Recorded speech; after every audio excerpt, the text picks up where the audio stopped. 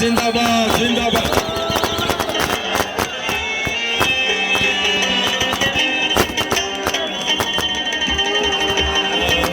نو دړه د کومینا زه د ټولو راغلو مېلمنو یو شکریه ادا کوم او د مجلس چې دی دا مجلس زمونږ د وطن پرستۍ یو مجلس دی، دا زمونږ د ورورولۍ او د برابرۍ یو مجلس دی او دا د پاکستانیت او یکجهتۍ یو مجلس دی. څنګه چې تاسو ته پته ده چې د تیر 25-26 سال نه منګه د خدمت کولو هغه چې په پوزیشن کې خو نه یو، خو نه یو محبت چې کوم زما د خپل قوم سره دی او منګه هغه په زړه کې هم هیل کوو چې یاره زمونږه په دې وینه باندې زمونږ د دې قوم کار کیږي، ځکه چې اویلیبل ریسورسز کې به موږ خبرې کوو، زمونږ سره داسې څه نشته، خو د محبت یوه جذبه ده او الله پاک زمونږ په دې زړه کې پټ کړې ده او دا محبت چې د کائنات بنیاد په دې محبت باندې پروت دی او د هغې نه پس زمونږ ورورولي چې چونکې تاسو ګورئ نن په دې منظرنامه کې چې دا زمونږ قوم چې دی نو په مختلفو فرقو او ډلو پرو پارټیانو کې مونږ تقسیم یو. هیڅ بده خبره نه ده، د هر سړي چې کومه یوه نظریه ده او یا د هغه ډله ده، د هغه پارټي ده،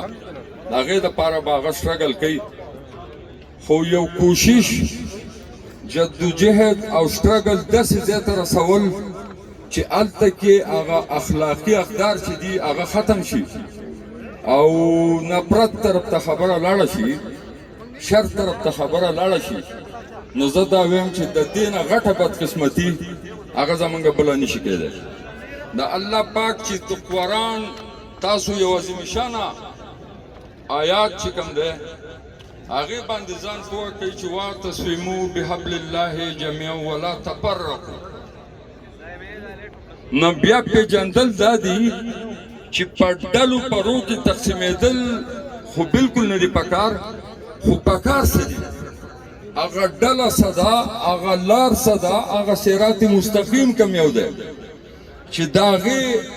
په ټینګار سره الله پاک ویلي دي چې دغه رسۍ چې کومه د دین ده او کوم اصل لار ده دا په ټینګار سره ونسئ او په تفرقه کې مه پرېوځئ. نو که په هغې کې بیا یو سړی په هر مسلک، هره پارټۍ، په هره ژبه، رنګ، نسل کې د تقسیم خبره کوي، نو دا اصل کې د دغې آیات خلاف کوي چې واعتصموا بحبل الله جمیعا ولا تفرقوا. دا د قرآن یوه چغه ده او هغه لار چې کومه ده نو هغه لار د ورورولۍ یوه لار ده چې څنګه د قرآن یو بل آیات دی چې انما المؤمنون اخوة فاصلحوا بین اخویکم، چې یاره دا یو مسلمان د بل مسلمان رور دی. هم دغه لار چې کومه ده دا اصل هغه صراط مستقیم دی چې الله پاک د دې د نیو په ټینګار سره هغه خبره کړې ده چې د دغې ورورولۍ تحت زمونږ جان، مال او عزت چې دی دا د یو بل سره محفوظ دی، دې ته به نقصان نه رسو، بلکې که بل یو سړي زمونږ جان، مال او اجتماعي عزت ته نقصان رسوو نو چې جان، مال او عزت انتهایی خوږ شی دی د هر انسان دپاره، خو په دغې خپل جان، مال او عزت په دغې خپل مسلمان ورور د دغې دریو حقوقو چې دی د هغې حفاظت کوو او دې ته به په څه شکل کې نقصان نه رسو. او د نن نه 1400 سال پہلے فخر کائنات جناب رسول الله صلی الله علیه و آله وسلم په آخري خطبه کې دا ویلي چې مسلمان د مسلمان رور دی او دغه چې کوم بنیادي اصول، ځکه چې د هغه د تبلیغ هغه ستړی کوم یو وخت او یو دور و نو هغه ستاسو مخې ته و چې یاره څومره مشکلات د مسلمانانو ته او په خپله باندې رسول الله مبارک ته په دغې لار کې راغلي دي خو چې د دغې تبلیغ په نتیجه کې کم خلک راغونډ شو او یو تعداد جمع شو، نو چې کم د دغې 22 سال پورې هغه سوال جواب جبرائیل امین به راوړو، خو چې کله اصل د دې معاشرې د یو بهترین معاشرې د جوړېدو خبره شوه، نو د شب معراج او واقعه راله او په نفس نفیس هغه رسول الله مبارک هغې درته وغوښتو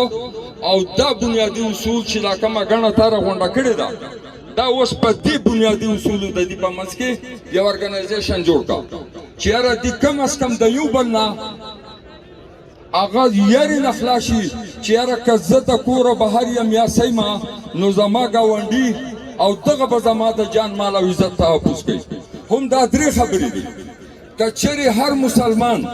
په حیثیت مسلمان د پاکستان خبره نه کوو، موږ د یو عالمي منظرنامې خبره کوو، ځکه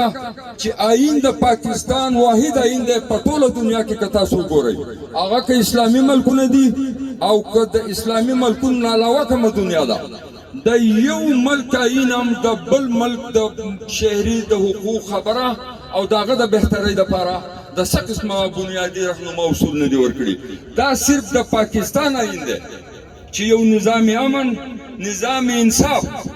د ټوټل عالمي نړۍ دپاره په هغې کې د جدوجهد او د کوششونو خبرې دي چې یاره موږ یو داسې نظام ورکړو دنیا له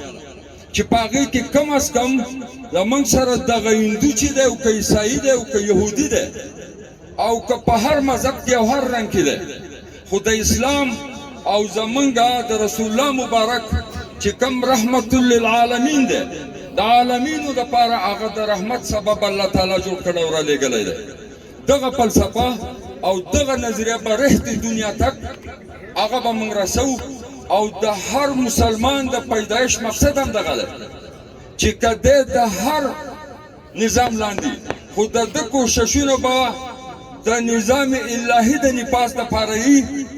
نتایج په ده باندې نه دي. دی به خپل کوششونه کوي چې دغه نظام انصاف چې دی دا په خپل دغه ځای او د دې نه علاوه چې څومره عالمي نړۍ ده په هغې باندې نفاذ هغه د کوششونو خبره کوي. نن که تاسو دلته وګورئ په دې ننني وخت کې چا توره جنډه چوته کړې، چا شنه چوته کړې، حالانکه یو فرد د یو ریاست نه چې هغه یو اسلامي مملکت وي په څه صورت هم اوچتېدی نه شي. زه د هیڅ چا خبره هم په دې منظرنامه کې نه کوم، بلکې دا به ووایم چې د پاکستان زنده‌باد نه مخکې به موږ په دې منظرنامه کې د نواز شریف زنده‌باد او د بل خان زنده‌باد او د بل خان زنده‌باد اواز کوو، حالانکه زنده‌باد ذات صرف د الله دی او یا د اسلامي ملک دی چې یاره په تمام اسلامي ممالکو کې د دې یو خپل تشخص دی او دا یو بهترین ملک دی چې یاره په دې ننني پوزیشن کې تاسو دلته وګورئ، نه علاوه د ده نه چې کوم طاقت الله پاک د ایټم په شکل کې د پاکستان له ورکړی، دا د تمامي مسلمانانو امانت دی. موږ په دې چوکیداران یو چې د هغې خپل اصل ټایم او مقصده پورې د هغې حفاظت وکړو. دا زموږ دپاره د فخر خبره ده. او د پاکستان آیین چې دی هغه د کشمیر او د فلسطین د مظلومانو خویندو خبره کوي. نن په دې منظرنامه کې د عالمي سنګانو جنگ دی، موږ په منځ کې راغلي یو پاکستان 20 کاله په جنگ کې ویسته او جنگ نوم دی د لوږو، جنگ نوم دی د تندو، جنگ نوم دی د بیمارو او د دې قصو. نو انشاءالله زه دا تسلي تاسو له درکوم چې دا کم یو عالمي د یکجهتۍ د دې ځای نه موږ دا خپل پیغام ورکوو چې یاره تمامي اقوام او څومره ژبې دي او څومره مسلکونه دي او څومره پارټۍ دي چې د دې په منځ کې یوه ورورولي جوړه شي او د هغې ورورولۍ نه بعد که څوک بیا د هرې جنډې لاندې، خو زمونږ اجتماعي جنډه به دی دا د رسول الله مبارک د کیم جنډه ده. نو ستاسو د راغلو ملګرتیا ډېره شکریا ادا کوم، الله یو ښه ده او بد ساته. راځئ پروګرام یو سوال بل درته کوم ورونو، یو ډېر سپېره کار دی اکثر یې موږ وکړو پښتانه. ګوره زموږ شاته چې دا کومه آبادي ښکارېږي، که د دې ځای نه یو سړی ډز وکړي نو ګولۍ به له چا په سر لوېږي. نو یو سوال د ورورولۍ درته کوم چې دا پروګرام به موږ هر کال تاسو له منعقد کوو، خو د ډزو نه اجتناب وکړي دا یو ډېر سپک عمل دی او ډېر د تاوان او ډېر د بدنامۍ ځکه چې ګولۍ تا دې ځینې اوچته کړه درې ناستې دي یو سوال دغه یو وکړي چې د ډزو نه به ګوره اجتناب کوو پاکستان